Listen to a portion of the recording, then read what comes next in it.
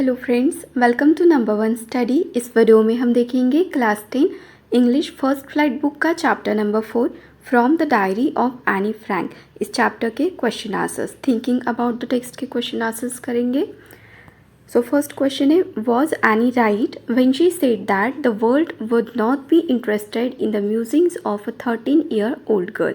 तो यहाँ पे हमें क्वेश्चन किया है कि जब एनी फ्रैंक ऐसा बोलते हैं कि वर्ल्ड मतलब पूरी दुनिया एक 13-year-old गर्ल के म्यूजिंग्स मतलब थॉट को रीड करने में इंटरेस्टेड नहीं होगी, ऐसा एनी का सोचना था। तो क्या एनी अपनी जगह पे राइट थी, ऐसा क्वेश्चन किया है। सो देखते इसका आंसर क्या होगा। It is a human tendency that kids are often not considered seriously by elders. मतलब ये ह्यूमन टेंडेंसी होती है कि बच्चों को उतने ज़्यादा सीरियसली नहीं लेते, उनके थॉट्स को उतना कंसिडर नहीं करते। Being a 13-year-old girl, Annie thought that most people don't want to give importance to a child's perspective towards the world because they think children are too immature to talk about worldly matters.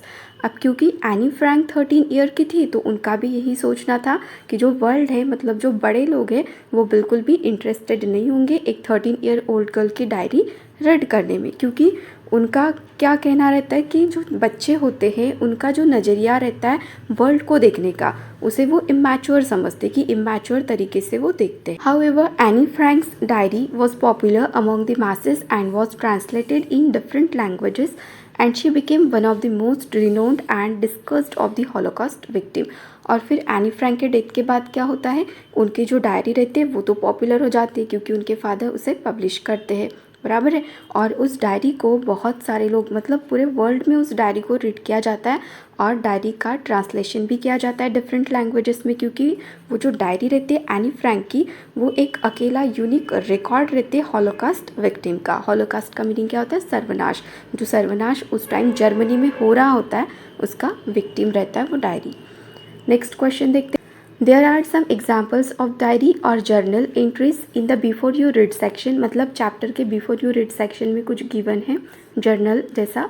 Compare this with the Annie writes in her diary। तो उन diaries को और उन journal के example को compare करना है any के डायरी के साथ। What language was a diary originally written in. और फिर पूछा है एनी की जो डायरी थी वो कौन से लैंग्वेज में लिखी गई थी। In what way is Annie's diary different. और कैसे बाकी उन एग्जाम्पल से एनी की डायरी अलग है ये हमें बताना है। सो देखते हैं इसका answer. Anne's diary was originally written in Dutch. Anne की जो डायरी थी वो ओरिजिनली उसकी लैंग्वेज क्या थी, Dutch language. It was different from other entries in several aspects and from most of the example given before the text। Before the text में मतलब जो भी एग्जाम्पल थे उनसे बिल्कुल अलग थी एनी की diary. She had named her diary as Kitty. She wrote in an informal tone which exuded the care free nature of a teenager. क्योंकि एनी ने अपनी डायरी में कैसे लिखा था, डायरी को उसने अपना फ्रेंड बनाया था। मतलब बाकी जैसे लोग डायरी लिखते एक दिन की समरी लिखते ना, वैसे वो नहीं कर रही थी। जैसे फ्रेंड को जैसे जो बातें बताई जाती है बिल्कुल वैसी बातें एनी अपनी डायरी में एंटर करती थी। तो इससे ये समझ में आता है उसका केयर फ्री नेचर था, ठीक है, एज अ टीनेजर, क्योंकि वो टीनेजर थी। She confided her feelings and secrets on it as she consider her diary to be her best friend. She wrote a lot of personal events and memories in her diary which made it different from other diaries. मतलब बाकी diaries में जैसे पूरे दिन का लिखा जाता है, ठीक है, वैसा नहीं था इस डायरी में। मतलब जो पर्सनल इवेंट थे, जो मेमोरीज थी, जो अच्छी बातें थी, वो सिर्फ एनी क्या करती थी, डायरी में लिखती थी। नेक्स्ट क्वेश्चन देखते हैं। Why does Anne need to give a brief sketch about a family. Does she treat Kitty as an insider और एन आउटसाइडर। अब यहाँ पे हमें पूछा है why does Anne need to give a brief sketch. मतलब डायरी लिखना जब स्टार्ट करती है एनी तो वो क्या करती है, सबसे पहले अपना ब्रीफ स्केच देती है, मतलब अपना इंट्रो देती है, ठीक है, अपने फैमिली के बारे में। Does she treat kitty. और फिर क्या वो अपनी डायरी किटी को इनसाइडर समझती है या आउटसाइडर समझती है। सो देखते हैं इसका आंसर क्या होगा। Anne gave a brief introduction of a family in the diary because she felt that it was hard to make others realize that a teenager like her could write about loneliness and all the events happening around her in a mature manner। वो क्यों देती है अपना brief sketch, क्योंकि Anne Frank ने starting में बताया था कि वो कैसी है, लोनली है, बट एक 13 साल की बच्ची, ठीक है, 13 ईयर की बच्ची अकेली नहीं हो सकती। 13 ईयर के बच्चों के पास तो उनकी पूरी फैमिली होती है, तो कोई भी बिलीव नहीं करता इस बात पर। इसीलिए एनी क्या करती है, अपना पूरा ब्रीफ स्केच देती है और फिर वो लोनली कैसे है वो भी बताती है, मतलब पूरी फैमिली होने के बाद भी, और नियर अबाउट 30 to 32% थे उनके पास, फिर भी वो खुद को अकेला समझती थी, ठीक है। सो इसीलिए इस सेंटेंस को क्लियर करने के लिए वो अपना ब्रीफ स्केच देती है। She talk about her adorable father, और वो देखो अपने फादर के बारे में बोलती है डायरी में। कंपैशनेट मदर, अपनी दयालु माँ के बारे में भी बोलती है। Beloved grand mother and loving Elder sister in her diary kitty, तो सबके बारे में वो लिखती है डायरी के अंदर। Kitty was gifted to her by her parents on a 13th birthday. अब देखो किटी उनके घर की तो नहीं थी, उन्हें गिफ्ट मिली थी, ठीक है, by her parents on her 13th birthday पे। And she considered it as a best friend, और फिर एनी ने उस डायरी को अपना बेस्ट फ्रेंड कंसिडर कर लिया था। And treated it as an insider as she could confide all her feelings and emotions by writing on it। और फिर जब उन्होंने लिखना स्टार्ट किया डायरी में, तब से उन्होंने उसे इंसाइडर कंसिडर किया, ठीक है, अपने फैमिली का ही वो उस डायरी को समझती थी, क्योंकि ट्रू फ्रेंड बनाया था, ठीक है, बेस्ट फ्रेंड। और वो क्या करती थी उस डायरी में, कॉन्फाइड का मीनिंग क्या होता है कि ऐसा कोई पर्सन जिसे हम ट्रस्ट करें और अपनी पर्सनल बातें बताए, तो वो उस डायरी में अपनी फीलिंग्स को मतलब इजीली लिख पाती थी। सो क्यों देती है वो अपना ब्रीफ स्केच, और इनसाइडर है या आउटसाइडर, तो डायरी कैसी है, इनसाइडर थी, पहले आउटसाइडर थी और फिर जब एनी लिखना स्टार्ट करती है तो वो इनसाइडर हो जाती है, ठीक है। और ब्रीफ स्केच क्यों देती है, क्योंकि अगर कोई रीड करता है डायरी तो उसे समझ में ही नहीं आएगा कि एक 13 ईयर ओल्ड गर्ल कैसे अकेली है। सो इस बात को क्लियर करने के लिए एनी क्या करती है, अपना ब्रीफ स्केच देती है। नेक्स्ट क्वेश्चन देखते हैं। How does Anne feel about her father, her grandmother, Mrs Kuipers and Mr Keesing, what do this tell you about her. अब इस क्वेश्चन में हमें पूछा है कि एनी अपने father, grandmother, Mrs Kuipers and Mr Keesing के बारे में क्या फील करती थी, और इनके बारे में जो भी बताती है वो चैप्टर में अपनी डायरी में, इससे हमें एनी के बारे में क्या समझ में आता है। सो इसका आंसर देखते क्या होगा। Any had for of memories of her adorable father, any के पास बहुत ज़्यादा मेमोरीज थी उनके एडोरेबल फादर की, उनके ग्रैंड मदर की, and Mrs Kuipers and Mr Keesing की। हर मैथ्स मतलब उनके जो मैथ्स टीचर थे Mr Keesing, who had left indelible and lasting impression on her mind and had a major impact in her life, जिनकी वजह से मतलब ये जो चारों लोग हैं इनकी वजह से कुछ ना कुछ चेंज आए थे एनी की लाइफ में, इसीलिए तो वो क्या करती है अपनी डायरी में इनके बारे में लिखती है। The way she wrote about all of them in her diary revealed that Annie was very attached to each of these people। जिस तरीके से वो अपनी डायरी में इनके बारे में लिखती है ये समझ में आता है कि एनी बहुत ही ज़्यादा मतलब अटैच थी इन लोगों से, and was quite good at understanding people, और ये भी समझ में आता है कि उसकी जो अंडरस्टैंडिंग थी एनी की लोगों को समझने की वो भी बहुत अच्छी थी। She had develop an everlasting bond and a wonderful interpersonal relation with each of them, और एनी ने क्या किया था इन सब के साथ एक अच्छा मतलब बॉन्ड बनाया था, ठीक है, एवरलास्टिंग बॉन्ड जो कभी भी ख़त्म नहीं हो सकता था, ऐसा बॉन्ड उसने बनाया था। नेक्स्ट क्वेश्चन देखते हैं। What does Anne write in her first essay. First essay में एनी क्या लिखती है। Mr Keesing had asked Anne to write an essay on the topic a chatterbox as a punishment for her talkative nature.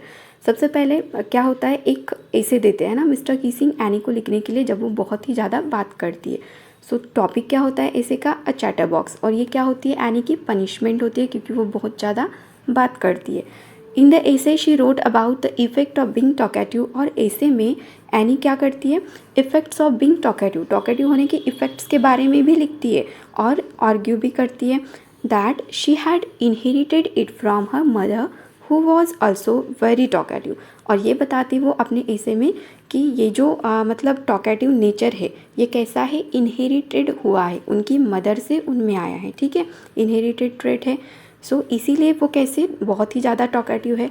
She justified this by saying that nobody could do anything about inherited trait, और वो अपने इस statement को कैसे justify करती है, ऐसे बताती है कि जो इनहेरिटेड ट्रेट्स होते हैं उनके साथ कोई कुछ भी नहीं कर सकता। अब टॉकेटिव नेचर है तो है, ठीक है, वो उनकी मदर से उनमें आया था। It was therefore difficult to give up a habit so easily. तो इस इनहेरिटेड ट्रेट की वजह से क्या हो जाता है, डिफ़िकल्ट हो जाता है जो भी हैबिट हमें होती है उसको ईजीली अपने से दूर करना।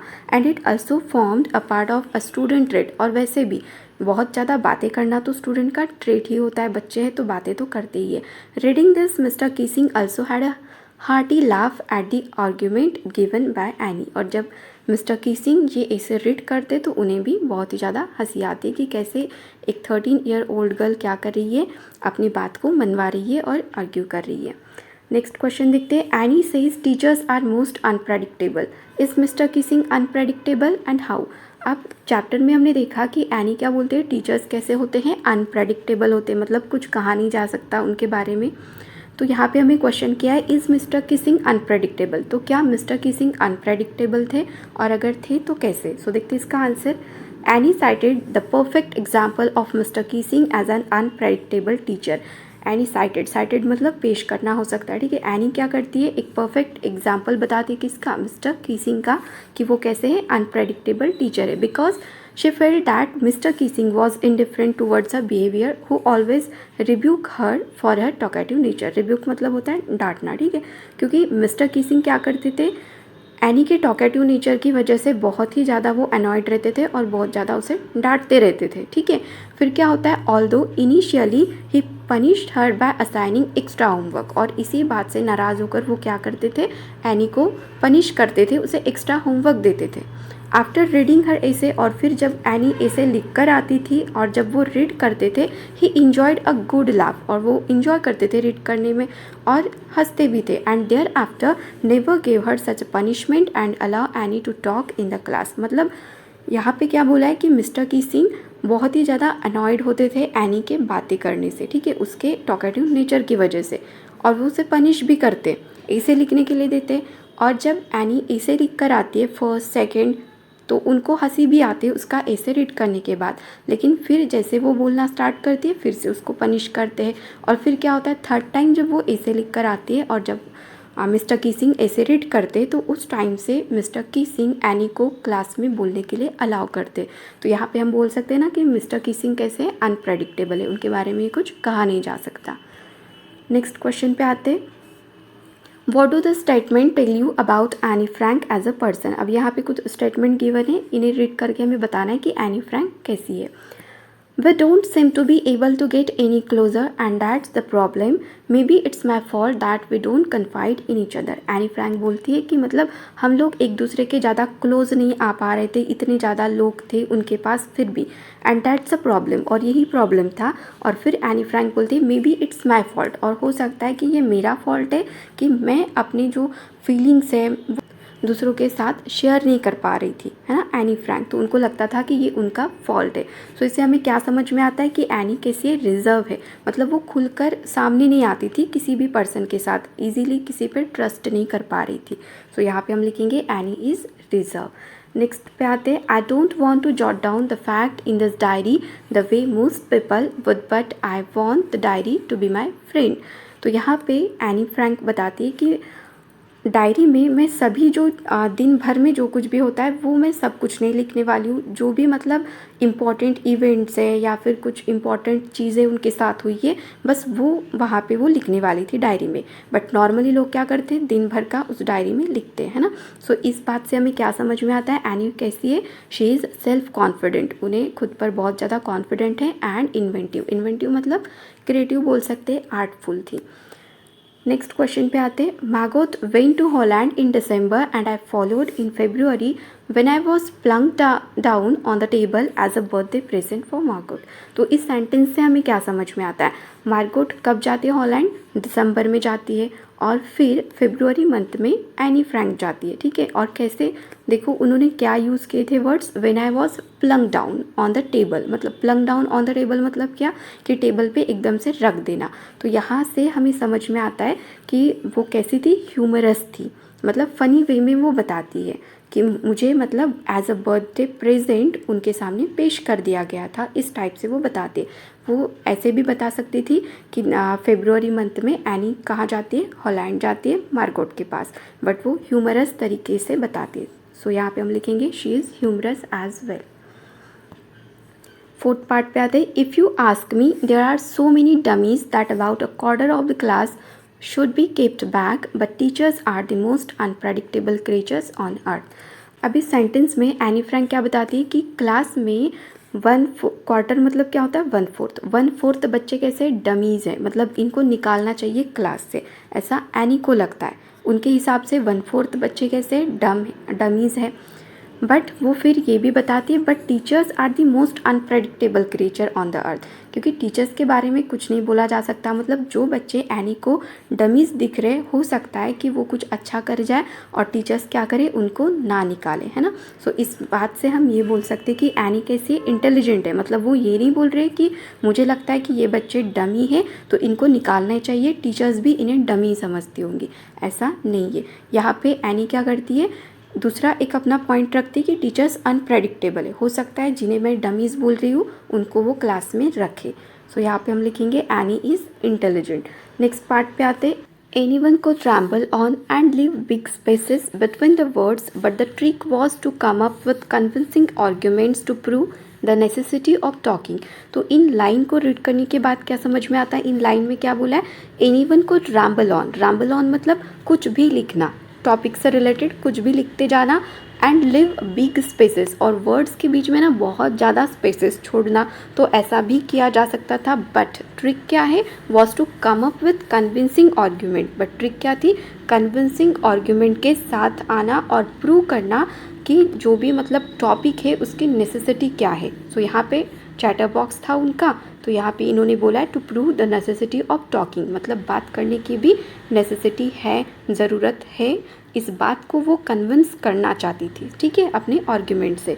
सो इससे हमें क्या समझ में आता है, she has a sense of property and convincing attitude. तो इन लाइन्स को रीड करने से हमें क्या समझ में आता है कि उनका सेंस कैसा है, सेंस ऑफ प्रॉपर्टी मतलब होता है मर्यादा, कि ऐसा नहीं कि रैम्बल ऑन कुछ भी लिखते जाना, ठीक है।